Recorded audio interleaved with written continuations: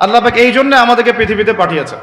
আল্লাহ পাক দেখতে চান না কে জুমার নামাজ পড়ে, কে শুধু ঈদের নামাজ পড়ে, কে শুধু নামাজও পড়ে আবার সুদও খায়, ঠিক আছে, কে আবার নামাজও পড়ে আবার মাদকও খায়, কে এদিকে ইসলামের জন্য মাহফিলের মধ্যে পরিশ্রম করতেছে আবার ওইদিকে মেয়ের সাথে জেনাও করে।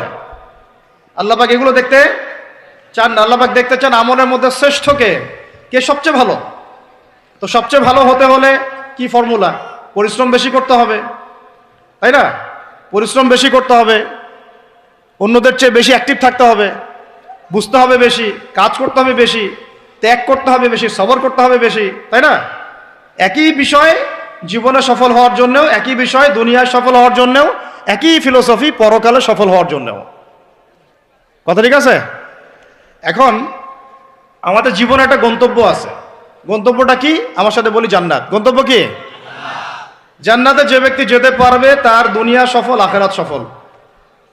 যে ব্যক্তি যেতে পারবে না তার দুনিয়াও বরবাদ, আখেরাতও বরবাদ। দুনিয়াতে নাম, যশ, খ্যাতি, টাকা, সম্পদ, পদ, রাষ্ট্রীয় ক্ষমতা ইত্যাদি থাকতে পারে, যদি সে ব্যক্তি পরকালে পুলসিরাত পার হতে না পারে সে সফল নয়, সে সফল নয়। কথা ঠিক আছে? এখন মনে করেন পৃথিবীর সবচেয়ে প্রতাপশালী একজন মানুষ ছিল ফেরাউন। কি নাম ছিল? সে কি পরকালে সফল? ফেরাউনের একার যে পরিমাণ পলিটিক্যাল পাওয়ার ছিল, এখন এই জাতিসংঘেরও সেই পলিটিক্যাল পাওয়ার নাই। বুঝতে পারেন কথা কি? এখন কি সে সফল? কেন সফল না? কারণ দুনিয়ার জীবনে সে আল্লাহর হুকুম মানে নাই, এই পরীক্ষায় সে ফেল করছে। একই বিষয় এখানে অনেকের অনেক বড় বড় সম্পত্তি থাকতে পারে, ক্ষমতা থাকতে পারে, যদি ঈমান, আমল এবং ইসলাম ঠিক না থাকে সে দুনিয়াতেও সফল না, পরকালেও সফল না। কাফেরদের এই দৌরত্ব, আধিপত্য তোমাদেরকে যেন প্রতারিত না করে। সাল্লাল্লাহু আলাইহি ওয়াসাল্লাম। এখন কারুনের কথা আপনারা জানেন, কারুনের সম্পদ বেশি না আমাদের সম্পদ বেশি? বলেন। কারুনের সম্পদ বহন করার জন্যে একটা দল, মানে একটা গ্রুপ, এই ধরেন ভলেন্টিয়ার একটা গ্রুপ আছে এখানে 100 জন ধরেন, একটা গ্রুপ অফ পিপল কারুনের সম্পদ রাখার চাবিগুলো পিঠের মধ্যে করে নিয়ে ঘুরে বেড়াইতো। তার সিন্ধুকের তালা, সিন্ধুকের যে তালা ওটা চাবি, এই চাবিটা নিয়ে, এই চাবিগুলো নিয়ে ঘুরে বেড়াইতো একটা দল মানুষ, একদল মানুষ। তাহলে সম্পদ বুঝতে পারেন কত বেশি? তাহলে ওর বেশি সম্পদ না আমাদের বেশি সম্পদ? কার বেশি সম্পদ? তাহলে এখন কারুন কি পরকালে সফল? তাহলে আলটিমেটলি কি সে সফল হতে পারলো? বুঝতে পারছেন কথা? তাহলে সফলতার সংজ্ঞা কি? সাফল্যের সংজ্ঞা কি? What is the definition of success? সাকসেসের সংজ্ঞা কি? ডেফিনেশন কি? যে ব্যক্তি পরকালে সফল হবে, জান্নাতে যেতে পারবে, নবীর সুপারিশ পাবে, হাউজে কাউসারের পানি পাবে, আল্লাহ পাক যাকে মাফ করে দিবেন, জান্নাতে ঢুকবে, জাহান্নাম থেকে বাঁচবে, একমাত্র সে সফল, আর কেউ সফল না। এই জন্য আল্লাহ রাব্বুল আলামিন আমাদেরকে দুনিয়া পাঠিয়েছেন। আর আমাদের যেহেতু বনু ইসরাইলের মধ্যে এত লম্বা হায়াত নাই, এই কারণে আল্লাহ রাব্বুল আলামিন আমাদেরকে আমলের, ইবাদতের কিছু মৌসুম দিয়েছেন। কি দিয়েছেন? মৌসুম। যেমন লাইলাতুল কদর, এক রাতের ইবাদত আপনার 1000 মাসের চেয়ে উত্তম। আপনারা তো সূরাটা জানেন, ইন্না আনজালনাহু ফি লাইলাতুল কদরি ওয়া মা আদরাকা মা লাইলাতুল কদর, লাইলাতুল কদরি খায়রুম মিন আলফি শাহর। লাইলাতুল কদর খায়রুম, উত্তম, মিন আলফি শাহর, 1000 মাসের চেয়ে। এটা ক্যালকুলেটর দিয়ে 12 দিয়ে ভাগ করার দরকার নাই।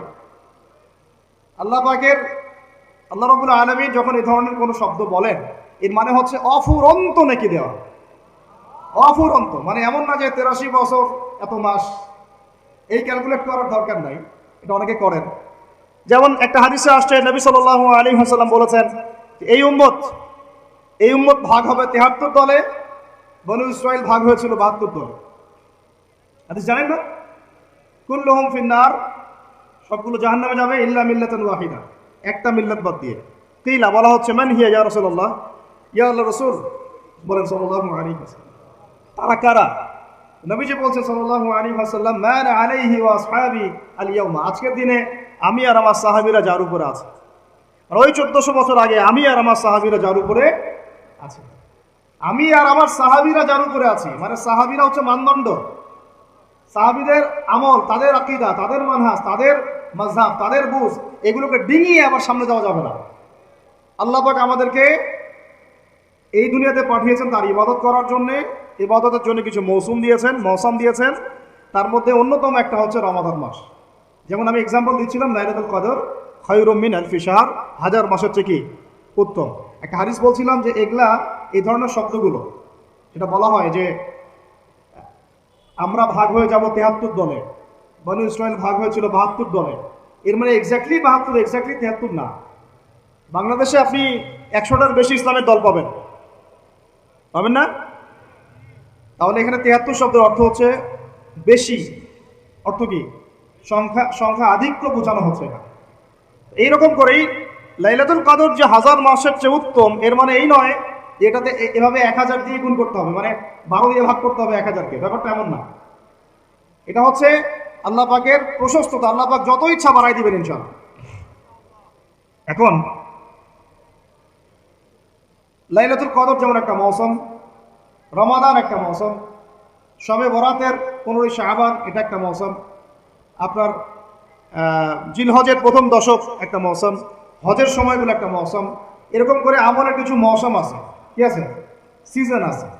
সবচেয়ে সেরা সিজনটা হচ্ছে রমাদান। কি বললাম বলেন?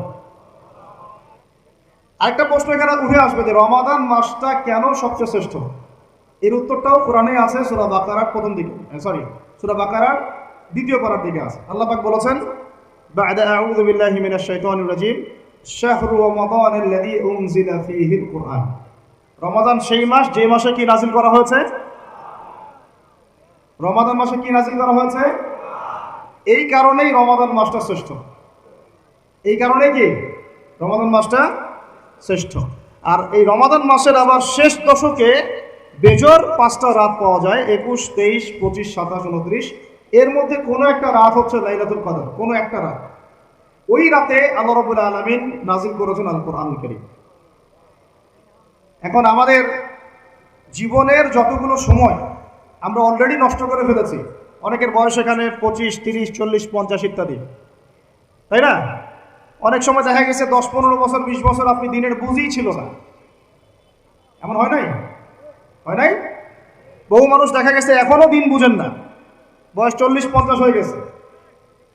এখন যদি একজন ব্যক্তির হায়াত থাকে 70 বছর, তাহলে তো আমল করার জন্য বাকি আছে 20 বছর। আর শেষের হয়তো 5 বছর সে আমল করতে পারবে না এত অ্যাক্টিভলি। শেষের বয়সগুলো কি হয়, মানুষ দুর্বল থাকে, দুর্বলতা ফিল করে, বিভিন্ন রোগ ব্যাধি বাসা বাঁধে, স্বাভাবিক। তাহলে আমাদের সবচেয়ে গোল্ডেন টাইম যৌবনকাল। কোনটা টাইম বলেন? যৌবনকাল বলতে কতটুকু ধরেন? 15 থেকে 40 বা 45, 50 হাইয়েস্ট, বা 20 থেকে 40। এই সময়টুকুর মধ্যে আমরা আবার বেশিরভাগ যুবক ছেলেপেলে হয় মেয়ে, অথবা জুয়া, অথবা পাবজি, অথবা ফ্রি ফায়ার, অথবা দেখা যায় জেনা, অথবা মাদক, অথবা রাজনৈতিক কোনো দল করতেছি। মানে আমরা আমাদের সময়গুলো অপচয় করতেছি না, যুবকদের বেশিরভাগই। আর যারা এগুলো থেকে বাইরে ভাবছেন না আমি ভালো ছাত্র, পড়াশোনা করি ইত্যাদি ইত্যাদি, মাদ্রাসার কথা বলছি না আমি, আমাদের ভাইদের কথা বলছি, তারা আবার দেখা যায় এমন একটা ট্র্যাকে পড়াশোনা করেন যে বলতেছি যে 15 বছর পড়েন, 15 বছর পরেও 15টা সূরার আপনি তাফসীর জানেন না, 15টা হাদিস। আপনাকে মাফ করবেন, আমি আঘাত করতে চাচ্ছি না, পেটে বোম মারলেও 15টা হাদিস বের হয়। এটা কি বাস্তবতা না? কথা ঠিক না ভুল? তাহলে এখন 15 বছরে আপনি 15 কোটি টাকা মনে হয় খরচ করেছেন পড়াশোনার জন্য। যারা বেসরকারি বিশ্ববিদ্যালয়ে পড়ে তাদের তো কথাই নাই, লক্ষ লক্ষ টাকা ঢালতেছে, থাকা খাওয়া, মানে চলাফেরা, মেসের লাইফ, ফ্ল্যাট ভাড়া নেওয়া, প্রাইভেট কোচিং, কত কি না করতেছে। কিন্তু আলটিমেটলি ওই যে বললাম সাফল্যের সংজ্ঞা কি? পুলসিরাত পার হইতে হবে। তো পুলসিরাত পার হওয়ার জন্য যে এলেম লাগবে, ওই এলেমের সাথে আপনার এলেমের কোনো সম্পর্কই নেই। এখন আবার আপনার এলেমের সম্পর্ক হয়ে গেছে শরীফার সাথে। তো এগুলো দিয়ে কিভাবে পার পাওয়া যাবে সেটা আপনারাই ভাবেন, আমি বেশি বলতে চাচ্ছি না। বেশি বললে তো বলবেন বলছি, তাই না? বেশি বললে তো বলবেন যে বেশি বেশি বলতেছেন। আল্লাহ পাক একটা জাতিকে, শোনেন, আল্লাহ পাক একটা জাতিকে ফেরেশতাদেরকে নামিয়ে দিয়ে মাটিটা এভাবে উপরে তুলে আসমানে উঠায়, পাথর নিক্ষেপ করে, বড় বড় পাথর নিক্ষেপ করে, রজম মানে থেতলা করে উল্টা দিকে এভাবে দাফন করে দিয়েছিলেন। এটা হচ্ছে সাদুম গোত্র, জর্ডানের ডেড সি, মৃত সাগরের পাশে এরা থাকতো। এই কওমের অপরাধ ছিল, এরা ছিল ছেলে ছেলে জেনা করতো। কি করতো বলেন? ছেলে ছেলে জেনা কর, ছেলে ছেলে প্রেম, ছেলে ছেলে মহব্বত, ছেলে ছেলে জেনা। এখন বলা হচ্ছে যে একটা ছেলে বাইর থেকে ছেলে, মনটা নাকি মেয়ের মতো। মনটা যদি মেয়ের মতো হয় তাহলে ও সার্জারি করার পরে কার সাথে মানে যৌন সম্পর্ক করবে? কার সাথে? মেয়ের সাথে না ছেলের সাথে? আগে ছিল ছেলে, পরে সেক্সুয়াল সম্পর্ক করতেছে ছেলের সাথে, তাহলে এটা কি হলো? সমকামিতা। কি হলো? সমকামিতাকে ঘুরায় খাইলেন আর কি। যেমন সুদ অনেক সময় মানুষ ঘুরায় খায়, ওই রকম সমকামিতাটাকে ঘুরায় খাওয়ার চেষ্টা করা হচ্ছে। পৃথিবীর ইতিহাসে এমন কোনো কম ছিল না এই কম এলুতের আগে। সূরা আনকাবুত পড়েন। কোন সূরা? সূরা আনকাবুত আর সূরা হুদ। সূরা আনকাবুত দেখবেন বিস্তারিত লেখা আছে। এত জঘন্য কম ছিল, এত জঘন্য যে দুইজন ফেরেশতাকে আল্লাহ পাঠিয়েছেন লূত আলাইহিস সালামের বাসায়। ওই ফেরেশতাদেরকেও তারা চাচ্ছে। নাউজুবিল্লাহ।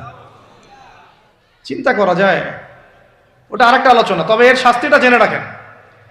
নবী সাল্লাল্লাহু আলাইহি ওয়াসাল্লাম বলেছেন যে তোমরা যদি সমকামীদেরকে পাও, এটা তাদের জন্য এই হাদিসটা প্রযোজ্য যাদের হাতে রাষ্ট্রীয় ক্ষমতা আছে এবং আইন প্রয়োগ করার ক্ষমতা আছে। এটা সবার উপরে এটা না, যাদের হাতে এই ক্ষমতা আছে ওদের জন্য নবীজি বলেছেন, আমাদের নবীজি মুহাম্মদ সাল্লাল্লাহু আলাইহি ওয়াসাল্লাম বলেছেন, তোমরা যদি ওদেরকে পাও তাহলে ফাকতুলুল ফাইলা ওয়াল মাফউল বিহি, যে সমকামিতা করেছে আর যে এখানে রাজি ছিল, যার সাথে করা হয়েছে, দুটোকে হত্যা করবা।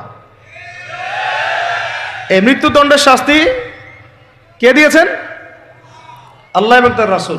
আপনার চাইলে মানেন, না হলে মানেন না, কিন্তু কাল কিয়ামতের মাঠে আপনাকে একদম কলার ধরে জিজ্ঞাসা করা হবে যে কেন তোমার খেলাফতে, মানে তোমার দায়িত্বে, খেলাফত মানে কি? দায়িত্ব। আমরা সবাই আল্লাহর খলিফা, আমরা কি সবাই আল্লাহর, মানে আল্লাহ পাকের প্রতিনিধি। তো তোমার খেলাফতে, তোমার রাজত্বে, তোমার মানে শাসন ব্যবস্থার মধ্যে এরকম হলো কিভাবে? তুমি আজকে উত্তর দাও সবার সামনে। মনে করেন না যে আল্লাহ পাক ধরবেন না, এটা বেশি না, অপেক্ষা করতে থাকেন। কতদিন বাঁচবেন? 100 বছর? 100 বেশি তো আর কেউ বাঁচবে বলে মনে হয় না এখন। আল্লাহ পাক এটা ধরার জন্য অপেক্ষা করছেন, যদি না আমরা ফিরে এসে তওবা করলে আল্লাহ মাফ করে দেবেন ইনশাআল্লাহ। এরকম অনেক কথা আল্লাহ কোরআনে বলেছেন। সত্যি কথা বলতে আমরা এই কোরআনের প্রতি সত্যিকার অর্থে শ্রদ্ধাশীল না। মুখে মুখে বলি আমরা কোরআন ফলো করি, কোরআন ভালোবাসি, কোরআনের জন্য জান দিব, ইত্যাদি ইত্যাদি। অনেক সময় দেখা যায় কোরআন আমরা তেলাওয়াতও করতে পারি না। যেই কিতাব তেলাওয়াতি করা শিখলাম না, তার জন্য আপনি জীবন দিবেন? যে কিতাবের তেলাওয়াতি আপনি শিখতে পারলেন না এখন সেই কিতাবের হুকুম বাস্তবায়ন করবেন, এই পর্যন্ত ঈমান তো যাওয়া অনেক দূরের কথা, তাই না বিষয়টা? এর প্রতি ভক্তি শ্রদ্ধা তো আসবে না, কারণ তিলাওয়াতি তো এখনো শিখছেন না, অনুবাদ পড়ছেন না, আয়াতের অর্থগুলো জানছেন না। এটা আল্লাহ পাক এই মানব জাতির জন্য পাঠিয়েছেন, পুরো মানব জাতির জন্য, শুধু মুসলিমদের জন্য না। এখানে আল্লাহ বলেছেন চুরি করলে চোরের হাত কেটে দাও। কি করো? কে শুনবে এই কথা? এখন কে মানবে এই কথা? আল্লাহ পাক বলেছেন যদি জেনা করে, সমকামিতা তো বহু দূরের কথা, এমনি জেনা করলে জনসমক্ষে 100 বেত্রাঘাত করবা। সূরা নূর। কোন সূরা? সূরা নূর আয়াত নাম্বার 2-3, বাসায় গিয়ে চেক করে দেখেন। আর চোরের হাত কাটা সূরা মাইদা। কোন সূরা? সূরা মাইদা। আমি নিজে নিজে কোনো কথা বলতেছি না, এই কিতাবেই আছে। আল্লাহ পাক বলেছেন যদি ডাকাতি করে, ডাকাতি, ডান দিকের হাত বাম দিকের পা কেটে ফেলবা। ডান দিকের হাত বাম দিকের পা কেটে ফেল। এটা কে কাটবে? কারা কাটবে? সাধারণ মানুষ? আপনি পারবেন? যার কাছে অথরিটি আছে তার উপর দায়িত্ব এটা, আমাদের উপর এটা দায়িত্ব না। আমাদের দায়িত্ব কি? আমাদের দায়িত্ব হচ্ছে জানানো, প্রচার করা, কারণ আমার কাছে ইলমটা আছে। এরপরে যদি সে না করে, তার ফল সে ভোগ করবে, তার হিসাব সে দিবে। আমাদের কাছে এই পর্যন্ত শেষ, কুল্লু খালাস। আর এরপরে যদি আল্লাহ পাক আপনাকে নিয়ে যান উপরে, তখন আপনি সেটা করবেন ইনশাআল্লাহ তাআলা। ঠিক আছে? এখানে আছে, এর ব্যাখ্যা তো হাদিসও আছে। মাদক দ্রব্য সেবন করে, কি সেবন করে? 40টা বেত্রাঘাত। কয়টা? কে মানে কোরআনের কথা? এখানে আছে যে ব্যক্তি সুদ খায়, কি খায়? আরো আসতে বলেন। যে ব্যক্তি সুদ খায় সে যেন আল্লাহর সাথে যুদ্ধ করে, নবীর সাথে যুদ্ধ করে। হাসতে হাসতে বলতেছি না আমি, কথাটা কোরআনেই আছে। কে মানে কথা? কে মানে? নবীজি বলছেন সুদ যে ব্যক্তি ছাড়ে না সে যেন তার মায়ের সাথে জেনা করে। এগুলো এখন কাকে ওয়াজ করবেন? এগুলা কে শুনবে এই কথা? সুদী এনজিওর 6 লাখ দেশ ভরে, তারপরে এমন কোনো গ্রাম নাই, এমন কোনো শহর নাই, এমন কোনো ব্যাংকিং সিস্টেম নাই যেখানে সুদ নাই। নবীজি বলছেন, আমি সুদের সাথে সম্পৃক্ত 4 শ্রেণীর মানুষকে অভিশাপ দিয়ে গেলাম। বলেন নাউজুবিল্লাহ। আমাকে বুঝান তো, নবীর অভিশাপ নিয়ে কেউ জান্নাতে যাবে? হ্যাঁ, নবী কাউকে সাল্লাল্লাহু আলাইহি ওয়াসাল্লাম যদি কাউকে অভিশাপ দেন, ও জান্নাতে যেতে পারবে? এত সহজ? নবীজি বলছেন, যে সুদ খায় আমি তাকে অভিশাপ দিলাম, যে সুদ দেয় আমি তাকে অভিশাপ দিচ্ছি। যে সুদ খায়ও না দেয়ও না কিন্তু সাক্ষী থাকে, কি থাকে? আমি তাকে অভিশাপ দিচ্ছি। আর যে ব্যক্তি সাক্ষীও থাকে না কিন্তু লিখে রাখে, আমি তাকেও। বলেন তো এর মধ্যে পড়লো কিনা? পুরো সিস্টেমটা পড়ে নাই? পড়েছে। আরো আছে, এই যে মেয়েরা কি শুনতে পারতেছে? যেসব মেয়েরা পুরুষের পোশাক পরে, যেসব মেয়েরা পুরুষের পোশাক পরে, ট্রান্সজেন্ডার তো বহু দূরের কথা। ট্রান্সজেন্ডার মানে তো লিঙ্গ পরিবর্তন করতেছে, তাই না? ওর মনটা নাকি মেয়ে মেয়ে করে, মনটা নাকি ছেলে ছেলে করে। তো যাদের মনটা মেয়ে মেয়ে করে ওরা না হয় পুরুষাঙ্গ কাটে ফেলাই দিল, আর যাদের মনটা ছেলে ছেলে করে ওরা কি করবে? চিন্তা করেন। তাহলে চিন্তা করেন জাহেলিয়াতের কোন জায়গাটাতে আসছে, চিন্তা করছেন? আমি এমনি এমনি বলি না, এটা আবু জাহেলের যুগ। কার যুগ? শোনেন, আবু জাহেলের যুগে এরকম জেনা বেশি ছিল, পর্নোগ্রাফি তখন ছিল না, ব্যভিচার বেশি ছিল, জুয়া বেশি ছিল, মাদক বেশি ছিল, গোত্রীয় হানাহানি মারামারি ছিল, শিরক ছিল, সুদ ছিল। এই যুগের নাম হলো আইয়ামে জাহেলিয়া। ওই যুগটা হচ্ছে আবু জাহেলের যুগ। এখন এগুলোর কোনটা নাই? এখন আমাদের সমাজের কথা বাদ দেন, পুরো বিশ্বের দিকে তাকান, পুরো বিশ্বের দিক বড় করে চিন্তা করেন, বিশ্বের মধ্যে এগুলোতে ভর্তি না এখন? এটা হচ্ছে এগিয়ে যাওয়ার বিশ্ব বলে আগাচ্ছে এরা কিয়ামতের দিকে। কোন দিকে? ধ্বংসের দিকে, কিয়ামতের দিকে, যদি না ফিরে আসে। আল্লাহ পাক বলেছেন, ফাযাক্কির, তুমি উপদেশ দাও, ইন নাফাআতি যিকরা, যদি উপদেশ কাজে আসে, সায়াযাক্কারু মান ইয়াখশা, যে আল্লাহকে ভয় করে দ্রুত ফিরে আসবে ইনশাআল্লাহ। আল্লাহকে যারা ভয় করি আমরা ফিরে আসবো না ইনশাআল্লাহ? আল্লাহ পাক বলছে, ফাযাক্কির, উপদেশ দাও, তুমি উপদেশ দাও। ফাযাক্কির ইন নাফাআতি যিকরা সায়াযাক্কারু মান ইয়াখশা। অন্য সূরা আছে, ফাযাক্কির ইন্নামা আনতা মুযাক্কির, ফাযাক্কির ইন্নামা আনতা মুযাক্কির, তুমি শুধু উপদেশ দাতা। লাস্তা আলাইহিম বিমুসাইতির, তুমি কারো প্রতি দারোগা নও। আমরা কারো প্রতি কি নই? দারোগা নই। আমাদের কাজ কি? বাল্লিগু আন্নী ওয়ালাউ, প্রচার করো, একটা এত যদি যান, ব্যাস। এরপর যদি না মানেন আপনার প্রস্তুতি আপনি গ্রহণ করেন।